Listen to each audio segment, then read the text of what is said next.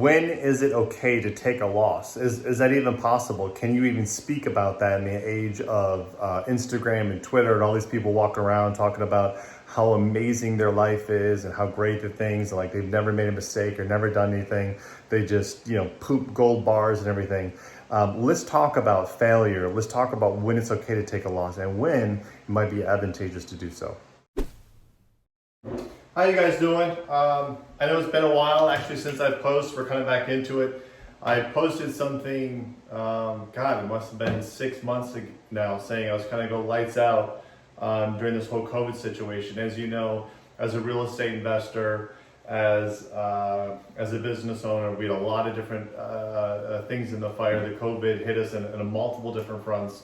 In addition to that, the last 6 months has been some of the most incredible opportunities to build wealth that I literally had to just stop sort of the classes and all those kind of webinars and all those types of things. And I had to go back and just focus on the business. So a little bit of selfishness there, but hopefully you guys understand. But the moves that Claire and I were able to make sort of in just the last 6 to 7 months are things that, you're talking about, I wouldn't have been able to done in a decade. So the cool thing is we did record a lot of it, even though I haven't been posting a whole lot. I think my last official post was like February, March or something like that of this year. We were still doing recording, we're still posting a lot of it. So we have lots of really amazing content about the things that we've done, the investments that we've made. We still have some really amazing flips that we're in the process of doing that are gonna be really great. We opened up a new restaurant, full documentary on that, how we built that out. A very small investment there, really big returns that we think are gonna come from that. So all well documented, we hope hopefully to post that. Today I wanna talk to you about something that just really kind of occurred to me of a personal situation. I'm not going to get into who this applies to, or whether it's me personally, or whether it's someone else, or whatever. We'll just put it on me. Let's say it personally applies to me. It's actually for someone else. But I want to talk to you about when it's okay to take a loss. Now, if you're out there and you're looking at Instagram, if you're following us, you're probably following these other guys out there that it seems like the only thing that they do day in and day out is they just show you, oh, I'm making millions, I'm living in this house, I'm driving that rented car, I'm sitting on the tarmac, but I look like I'm in a plane, I'm doing all these types of things that make me look like I'm just killing it. I say it's all junk, guys, and the reason why is, while yes, I do celebrate some things on the Instagram. Yes, there are some posts that are out there that show like the successes. You need a little bit of that to kind of as a proof, if you will, that things are happening. To be honest with you, entrepreneurship is like 90% failure, 10%, doing the right things. The key to entrepreneurship is just to ensure that your wins are so large when they happen, that all the little losses that you had maybe along the way don't necessarily amount to something. I've gone to some real estate deals and they've kind of been break even, maybe a slight loss, but then you get some deals that are really great winners. As long as you're hedging yourselves and your upside is always better than the limited downside, even if you have to take some of those limited downsides, it doesn't matter, because when those big upsides cap and they kind of cancel everything out. So today I want to talk to you about when it's actually okay to take a loss. So we're going to do it with figures. There's two really ways that when it's okay to take a loss. We're going to discuss both of them. I'm just going to put some figures out there. This actually doesn't necessarily apply to the deal, but it is very similar to the type of figures that we had. And just to be simple about it, let's just say we had a $1 million investment that we had into a particular business, okay? And your projection on that is hopefully that you get your return on that particular business 2 to 3 years. So I don't know if a lot of people don't know this, but if you invest in something, let's say you put $1 million into that, you're expecting a return on that investment of at least about 30% cash on cash, meaning that I'm hoping to net about $350,000 in this business cash in my pocket after all business expenses. I'm looking to do that because if it's 350 plus 350 plus 350 over 3 years, I'm going to get my full $1 million. back, and then from there on out, it's all profit. So I'm really not profitable. I really don't get my return on investment until I've gotten that $1 million back. Okay, so let's start there with the baseline. If there's tremendous growth and you're getting a huge investment, obviously that's why businesses sell for more. If the business isn't profitable, they sell for less, and that's how businesses, and that's how you evaluate what's a good purchase price and what's not. Works the same thing for real estate, for everything else. Okay, so over the last 2 years or 3 years, let's say you put $1 million into something, and let's say you just didn't get the return that you thought. So let's say, we'll use a different color here, but let's say in year one, again, we'll keep the math easy. You made $100,000 in year one, and let's say you made $100,000 in year two. Okay, and what that means is basically that you have a business that is going to be worth $800,000. Okay, sorry, the investment that you still have in that business is $800,000. So you're negative still in the hole, $800,000. So for example, again, to repeat, I put $1 million into the business. Year one, I made $100,000. It means after all employees, after all products, everything I did, I made $100,000. On year two, I made $100,000. You're like, this isn't good. I was really looking for 300. This seems to be like it could be a loser.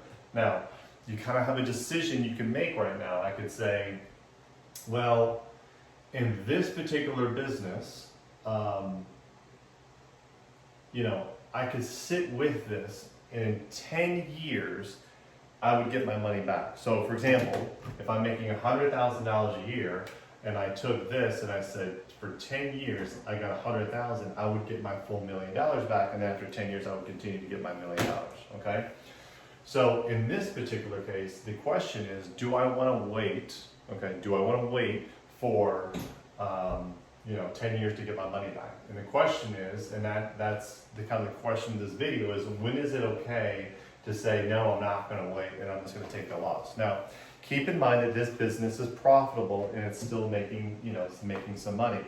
And now businesses really, after about 2 to 3 years, you will get to a period where people see that this little threshold of 2 years, this is kind of like a big mark, is this business is stable, meaning it's not going to go out of business.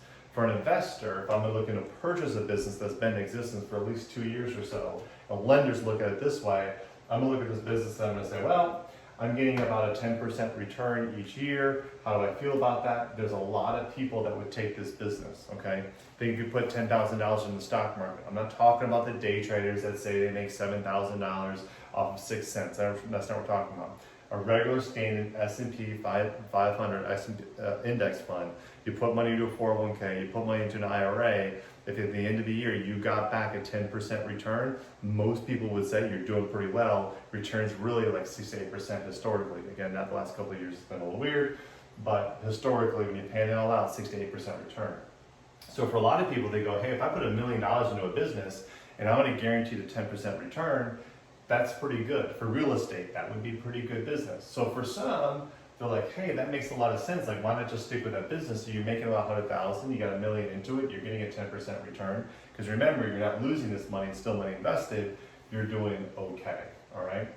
Now, however, let's say you said, you know what? I want something better than that. I want 10%. Is it okay to kind of move on with this business, okay? Now, if I was to look at this business right now and I said, I just got to get out of this thing because this is not, I was hoping at 30%, maybe you had some obligations you had to pay, you thought you were going to pay out 30% to other investors, you went to business, whatever it is. You look at this and you say, well, this business is making about $100,000 a year. If we follow the principle of you're going to get about 3 to 5 times earnings on a sale of the business, depending on its stability. You're looking in here and you're like, I could sell this at a top if I was really conservative, if I wanted to wait a long time to get the right buyer, if I wanted to wait for an investor to come out and to that one that was going to be interested in the 10% return, that didn't want any more, I could sell this business for about $500,000, okay? And what I'm doing is I'm doing 5 times my yearly revenue, okay? So what that means is since the beginning, the inception of this business, $1 million I put into it. I made $200,000 over the last 2 years. I am now in this hole still 800,000 because I've only got 200 back. I've got 800,000. Now this $500,000, I'm going to sell the restaurant. So if I take the $500,000 for 800, I'm now in the hole $300,000. Okay. So this is kind of a decision point that I was at. Very similar numbers to this in the last 6 months, and I said to myself, am I willing to kind of take the loss? Is it okay to take the loss? And this is kind of the decision that you make in business sometimes. And you kind of say to yourself, well, I'm losing 300,000. Technically, I could wait. If you're following the math, I could wait another 2 years, 3 years rather. I could make 500,000, and then I could sell it maybe for $500,000, and then I'd be kind of break even. And I'm at a point that should I sell this business or should I not sell this business? And this is something that I actually do every single year at the top of the year. I look at my entire portfolio.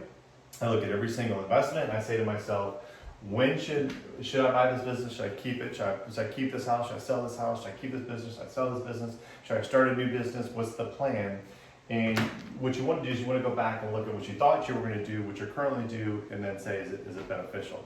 So there's two ways, the point of the video, there's two reasons why you should sell a business and when it's okay to sell a business and to take that $300,000 loss, okay? One, if you're taking the $300,000 loss, let's just make it a little bit easier for you, okay?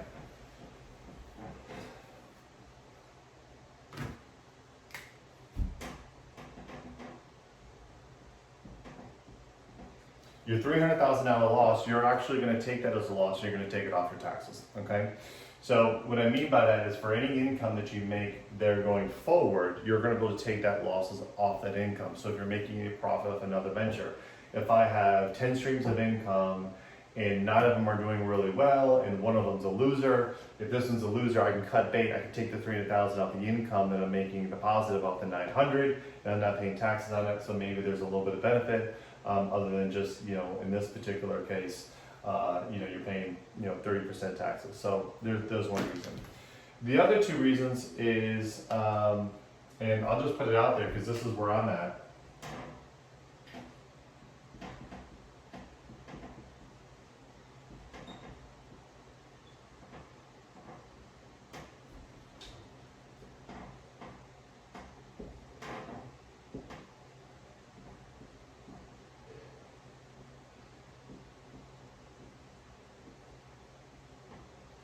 Here's your two reasons why you may decide to cut bait and move and take the $300,000 loss.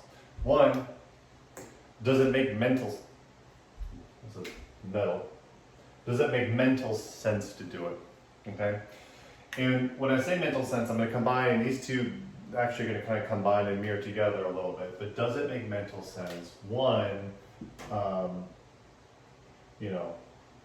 are you actually like absolutely losing your mind in the business? So if you have businesses, again, in this particular example, this is one business, okay? Let's say you have, let's say this is one, this is actual business, but then you have, some rentals, and let's say on 3, maybe you have some social media, presence, and then, on 4, for all of you that like to say you have like 70 streams of income, you have some affiliate thing. By the way, nobody's actually doing all those, but let's just say you had a couple of different things that you were doing. Does it make sense mentally? What happens if you have a business that you're not really great for? The question is, what's the amount of time that it's taking up for me to do that? You'd be surprised that, let's say in this particular business, you're getting your 10% return that I talked about. And let's say here you're getting an 8% return. And let's say here, like, there was nothing going on. Like, you're basically even. You're just posting crap on social media like I do. You don't really make any money off of it. And let's say here you're making, 3% off your investment because you got some sort of affiliate thing that you're doing or whatever. You're selling classes for all of you on social media or whatever you're trying to do. One thing is, like, does the time make sense? This I'll just say is frustration. Like, I don't know what the value is on frustration. You'll know it once you get there. But the second you gotta look at is, like, kind of time. And this kind of filters into, maybe I'll put time over here. but what else could I be doing? Okay, and time is, if I took my time, and let's say let's say this is giving me a 10% return, but I'm paying 80% of my time trying to figure out why the hell I'm not getting a 30% return over there. Like, there's a lot of time that's being pulled up over here. This time, if I took this time and I put it more into my rentals, whether it being doing better due diligence, maybe I'm driving for dollars, maybe I'm finding cheaper business, because now I'm really looking out for it. Like, if I'm spending 6 hours a week doing this, if I put that 6 hours a week over here doing this, like, do I find better deals? Because if I do, what ends up happening is maybe my rental portfolio that I have is at 8%, maybe I can get 10%, okay? And if I can get 10% over here, the entire business is actually a little bit more fruitful. It's almost like this business is now at 12%. So hopefully that makes sense to you. So I'm really looking at, I'm saying, like, what's the time that I'm spending? So really, what's my frustration? Like, how much time, time and frustration kind of go together. But like, what is the amount of work that I'm putting in here? Because I'm gonna lose $300,000. I'm getting a little tax write-off. But like, honestly, like, this business is really frustrating because I'm having to put and constantly kind of like really drag this thing along or whatever. I'm putting a lot of time into it, and what else could I put? What else could I do with that?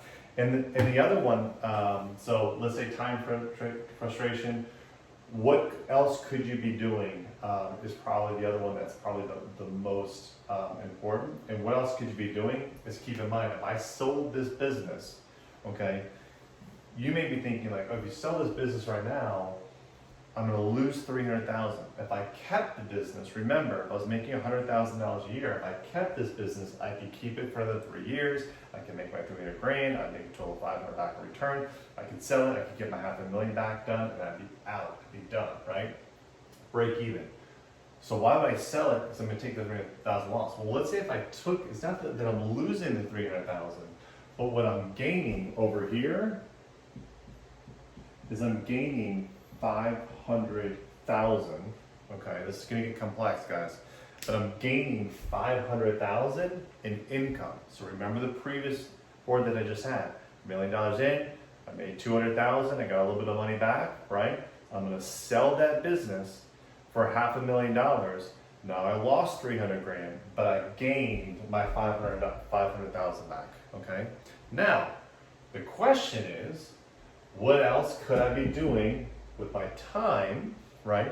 But what else could I be doing with the $500,000? Now, let's say I looked at this business and I said, well, this is making 100,000, it's making 10% return. I'm going to take this loss. I'm going to get my 500,000, and I'm going to go to put that into an investment that's now going to earn me 20% off that money. Okay, here's a good idea. Investment, I take the $500,000, I parlay that into a nice down payment on an apartment complex, a multiplex.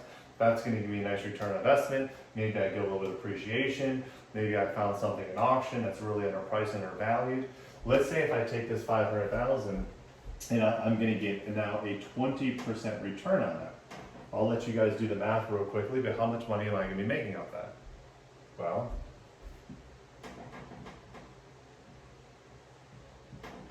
I'm making $100,000 each month off, each year off that, okay? So if you follow with me, I keep going back because I know the math can get tricky.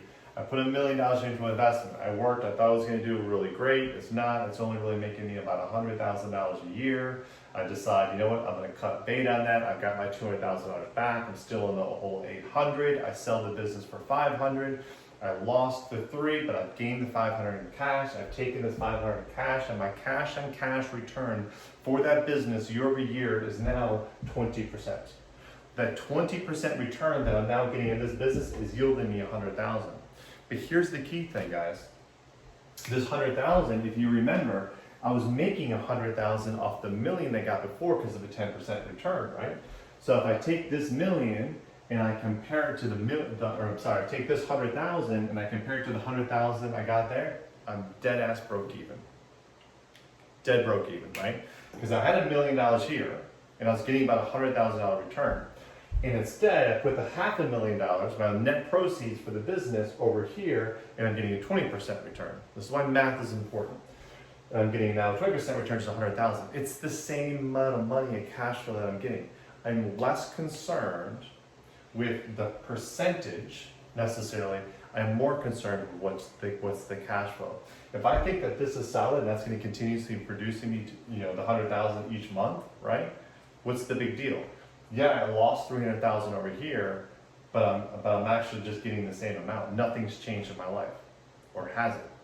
So think about this. So because of this 300,000, remember, I took this loss. So I'm going to take this 300K loss in my taxes, okay? That's going to save me a pretty nice big deal on taxes. And also what I'm going to get back from that is, let's say this investment, and this is why this gets complicated, but let's say this investment was for an apartment complex. When an apartment complex, I hire a property manager, I don't have to oversee it, there's not a whole lot of work, I have an accountant doing all the paperwork, I get to drive by and make sure it's in good graces, but other than that, it's pretty much doing itself, like rental properties do. They kind of just print money as long as they have a good property management company. This 80% of time that I have right here now goes away. I get that 80% of my week back. So I cut the 80% of my time. I'm getting my time back. I'm taking this time and I'm going to go ahead and put it into potentially more of my rentals. For that reason, maybe I pick up a nice little multiplex. I'm getting that same 20% return. I'm getting the 100% with appreciation and all that. So I'm getting that, but that 80% time, maybe I can take that 80% time and I can come down here and I can do something else, okay? And in addition to that, doing something else, I'm not dealing with the frustration. Here's my 3 hairs in my head. I'm not dealing with this frustration of dealing with this, because I'm now over here, I'm doing something else, potentially something I enjoy. Hell, maybe I'm just going on vacation, if you will, but down here, I'm happy, okay? So the 2 reasons why you would want to sell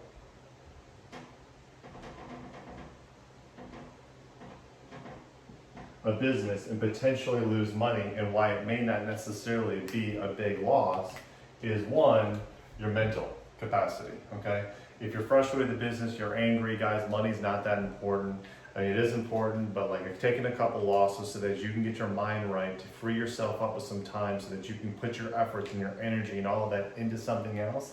That flow of energy and time is actually very important. So your mental is just, I can't tell you how important that is. For me, family, I put mental in there, spending time with family, spending time with friends, doing what you love to do. Like, that's why we're here. If you're spending all your time in a business, even just to get the money out because you don't want to take that loss, it just doesn't make any sense. In addition to that, this is what you should be doing every year. This is what we're about to go into heading in December, but you should be taking every investment and saying, could I put that investment and do something better with that? Could I put it into something else, make it similar or better return? And if I could make that better return, will that give me that 80% time? Because maybe I'm not spending a whole lot of time. Maybe this rental portfolio, does its own business. I get my time back. I'm getting the same or better ROI. I'm getting the same amount of money. And maybe I get a little tax depreciation or a little bit of taxes because I wrote that off anyway. I'm still getting the exact same amount of cash flow, even if I was taking a little bit less there. They say money doesn't buy happiness. I tell you, that's 100%. I would much rather, let's say this number wasn't even 800. Let's say this was only going to net me, like a 15% return. And so I'm over here making, 75,000 where I was making 100. Like, I'll take a $25,000 hit if I can get 80% of my time back, so I can work on my mental health, spend time with my family. I'll do that all day long. And you never know, like, with all that time back that you're focusing on this thing, over here, that other something, what is that? That can actually be something that can end up being, something tremendous. So, and this is kind of interesting because this is something that we're doing this year. I alluded to it earlier. We started a new business, new corporation. I did a little journey on it, a complete vlog with the whole kind of build out. Even this particular business, our projection was kind of like a break-even positive, as sort of a little test. The feedback that we received and the amount of success that we've had for what we were looking for has been more than we could possibly imagine. It's working out really, really great due to the planning and things that we have in place. So this scenario is very similar to something we've done this year. and it just made a lot of sense. But the point of the video is that, guys, it's okay to take a loss. Like, everything that you do is not necessarily going to be a winner. Sometimes you have to take a little loss, but if you look into it, you can actually take those losses, you can put into something else that makes that loss really not so bad. Sometimes you can come out a little bit better, even though it seems like a loss, you're actually ahead by just restructuring your finances. So a little bit more complicated than some of our basic stuff that we do on the 13th grade. This is once you get a real estate portfolio, once you're using your social media presence maybe to do a little affiliate marketing, maybe you got to rent some rentals, maybe you got some other investments you're doing. Once you get all of those, every single year you constantly have to reevaluate your business. You constantly have to reevaluate where you are, look at your time, look at your happiness, your mental fitness, and look at returns that you're getting, and do all of those align. Make sure that you're not getting a low return and spending a lot of time. If you have something that you're spending a lot of time on with low return, it might make sense just to cut bait on that and move on to something else. Until next time, we share principles that basically have made people, successful for generations. I have not invented these.